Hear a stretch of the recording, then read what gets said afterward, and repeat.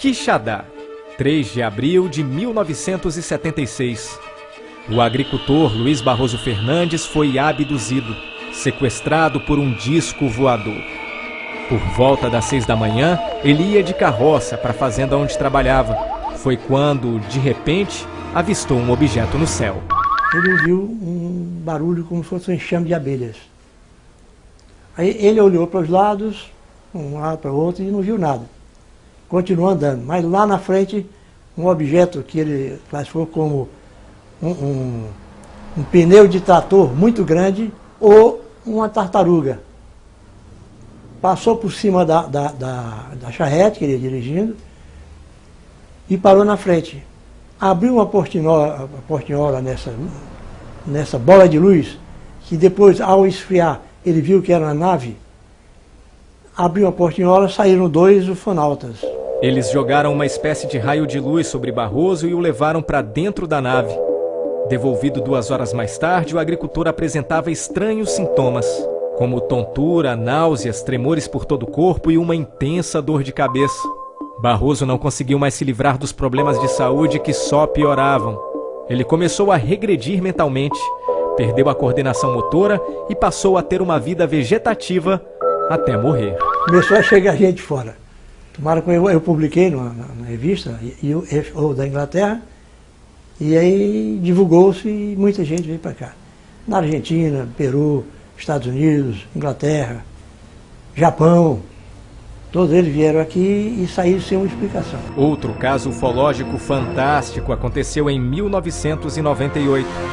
Manuel de Queiroz estava participando de uma festa de aniversário em um sítio na Serra de Pacuti. Por volta das 8 da manhã, ele desapareceu inexplicavelmente. Reapareceu 4 horas depois, sem lembrar o que tinha acontecido e com um corpo cheio de estranhas cicatrizes. Ao voltar, a gente fez hipnose nele e ele conta o seguinte, que ao caminhar, tá certo?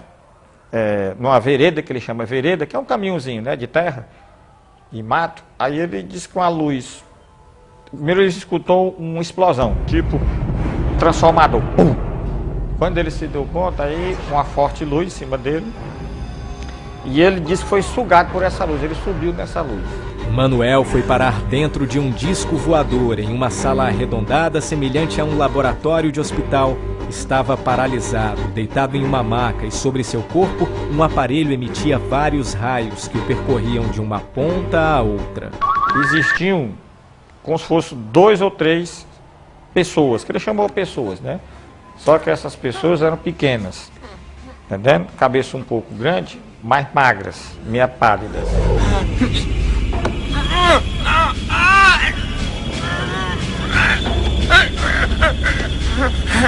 Quem nos conta essas histórias bizarras são os 2 ufólogos mais conhecidos do Ceará. Este é Reginaldo de Ataíde, cearense, 72 anos. É um dos ufólogos mais respeitados do Brasil, estuda o fenômeno há 48 anos. Ataíde é o presidente do Centro de Pesquisas Ufológicas do Ceará. Além disso, é jornalista, coeditor da revista Fenômeno e UFO, e já publicou 4 livros sobre o assunto. Então você já está satisfeito com as pesquisas que você fez? Comparado com os outros pesquisadores, o nosso centro de pesquisa é o primeiro do Brasil. Este outro ufólogo que também garante a veracidade dos discos voadores é José Agobar Peixoto. Ele é professor aposentado da Universidade Federal do Ceará e presidente da Associação dos Ufólogos Independentes do Brasil. Agobar estuda os discos voadores há 40 anos e possui uma vasta documentação acerca dessas estranhas máquinas voadoras. Está vendo os melhores casos do Brasil, nesses últimos 10 anos, tem ocorrido aqui. E a importância disso é que é documentado. O nascimento da ufologia cearense se confunde com o surgimento do Centro de Pesquisas Ufológicas do Ceará. O instituto foi fundado em 1959, após uma experiência insólita vivenciada por Reginaldo de Ataíde. Na quinta-feira, que antecedeu a Semana Santa de 1959, Ataíde e mais 2 amigos viajavam do Crato à Fortaleza. Por volta das 8h30 da noite, o motor do jipe parou de funcionar repentinamente. Ao saírem do carro, eles avistaram poucos metros acima uma estranha máquina voadora que envolvia o automóvel em um círculo de luz. Aí eu olhei para cima e vi um objeto parecido com uma bacia, bacia de aproximadamente 3 a 5 metros, não dá para a gente saber o tamanho mais ou menos, porque é emocionante, você fica... Então, olhei e disse, ô Zé de Souza, senhor Anísio, olhe para cima.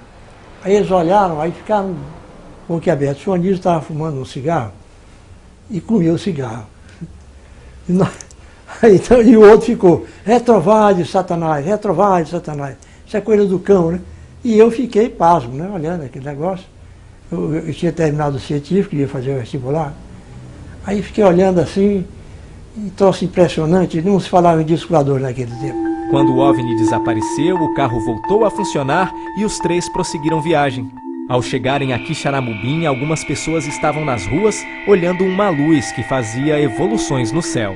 Chegando lá na frente, encontramos o Dr. Ponte Neto, médico cirurgião, uma parente da Raquel de Queiroz, mais 2 pessoas, 3 pessoas, olhando as evoluções de uma bola de luz.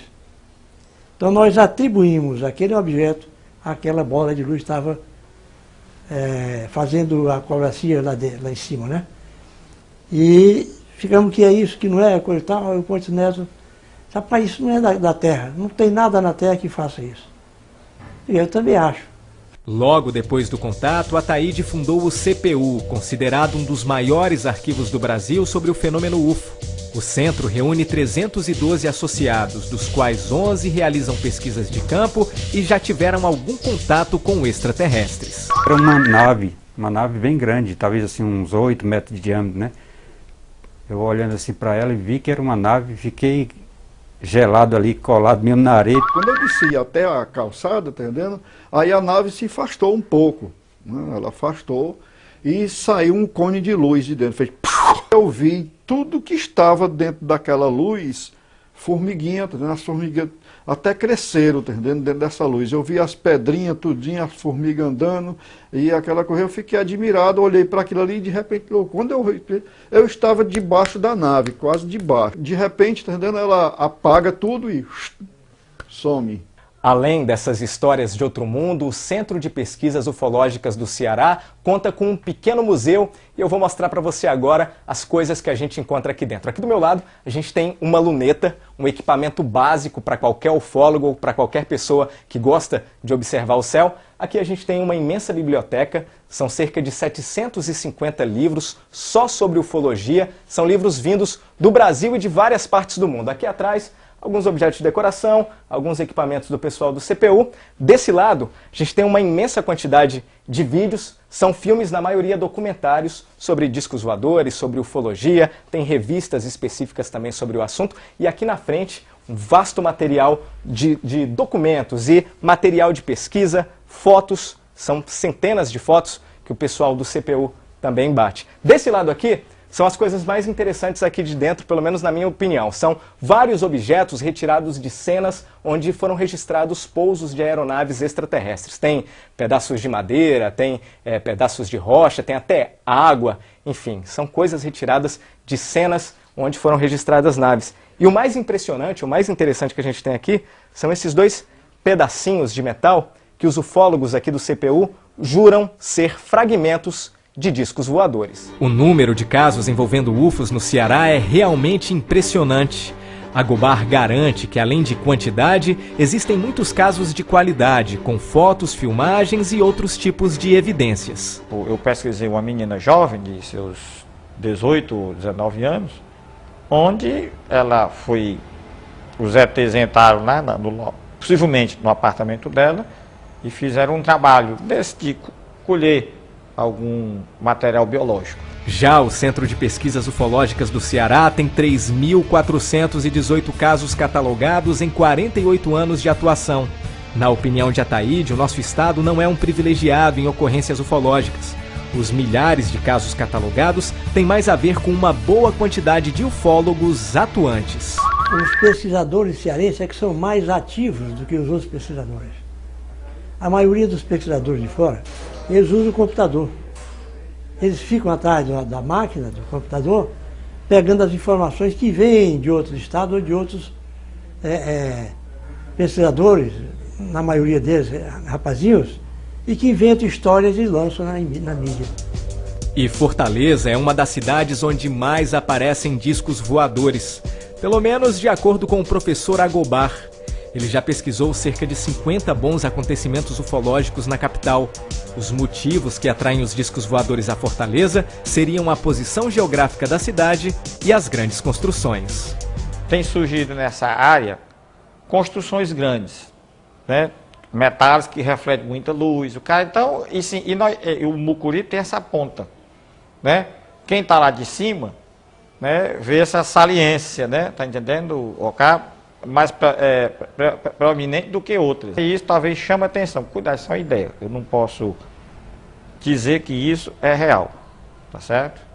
Mas eu acho que é um fator geográfico. Já Reginaldo de Ataíde supõe que a explicação para os fenômenos ufológicos verificados em Fortaleza estaria na presença de um corredor Bavick. E é aqui na Praia do Futuro, viu, gente? Lá em cima, no céu da Praia do Futuro, existe uma entrada para um corredor Bavick. Daqui de baixo não dá para ver nada e você aí na sua casa deve estar se perguntando que diabo é um corredor Bavick. Eu vou explicar para você. De acordo com os ufólogos, esses corredores são uma espécie de via aérea ufológica, ou seja, são os lugares por onde as naves extraterrestres passam aqui na Terra. Eu vou conversar sobre isso com o Reginaldo de Ataíde. Ataíde, me diz uma coisa. Na verdade, queria que você explicasse um pouquinho pra gente o que são esses corredores Bavick. Corredores Bavick foi um processo criado por Aimé Michel, francês, trabalhando nos Estados Unidos, que pontuava todos os locais onde os UFOs aterrissavam. Aí ele chegou à conclusão de que existia uma rota pré-determinada para que eles entrassem no Brasil e seguissem um certo itinerário. Em Fortaleza, aliás, no Brasil, a entrada principal do corredor Bavick é aqui na Praia do Futuro. Daqui eles passavam direto até Ponta Porã. E as subvias aéreas, ou seja, subcorredores Bavick, um se dirigia até a cidade de Quixadá, Xaramobim, Senador Pompeu, e o outro entrava aqui para o lado de Pernambuco, para Rio Grande do Norte, Pernambuco, e entrava para o oceano. Não sabemos para onde eles se deslocavam. Se para alguma espaçonave, nave-mãe, qualquer coisa assim. E Ataíde, é verdade que por conta disso existe um grande número de avistamentos de discos voadores aqui na Praia do Futuro? Sim, o percentual é muito grande. Hoje já está mais aberto, já aparece mais em outros locais. Mas no tempo em que surgiu a teoria do corredor Bavick, aqui era um ponto de avistamento muito forte. Inclusive, hoje, agora, há poucos meses atrás, nós tivemos um fato de um UFO da rasante aqui na Praia do Futuro. Para saber se isso é verdade mesmo, a gente foi conversar com algumas pessoas que trabalham ou moram aqui na região da praia. Eu nunca percebi nada estranho, nem durante o dia, nem à noite. Nada diferente, não. Eu vejo algumas luzes lá no final do mar, bem no meio. E afinal de contas, o que querem os ETs que visitam o Ceará?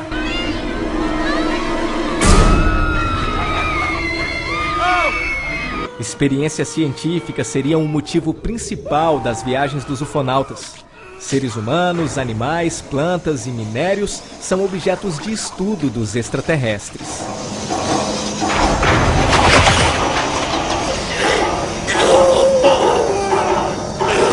O interesse deles é mais o quê?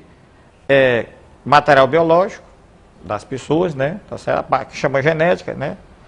A parte, vamos dizer assim, da fauna, né? Tá certo? A parte biológica relativa a vegetais, né? Vegetação. E tem uma parte que é importante, que é o caso de Santa Quitéria e talvez Quixadá. A parte mineralogia, que também a serra que dá para Sobral. Um último fato revelado pelos ufólogos que chama bastante atenção são as chamadas ondas ufológicas. Mais ou menos de 10 em 10 anos há um período onde a quantidade de casos é assustadoramente maior do que o normal.